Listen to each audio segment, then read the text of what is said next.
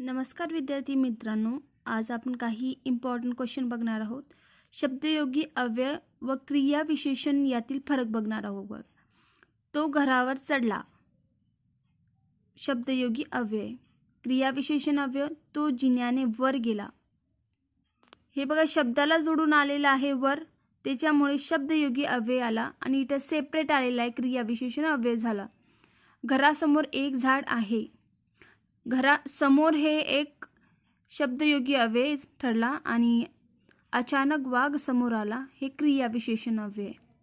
त्या दोघांमध्ये पडू नको, मध्ये हे शब्दयोगी अव्यय आहे, तर क्रिया विशेषण अव्ययामध्ये तू मध्ये का बोलतोस। माझ्याजवळ सायकल आहे, त्यातच शब्दयोगी अव्यय जवळ आहे आणि क्रिया विशेषण अव्यय तो जवळ आला।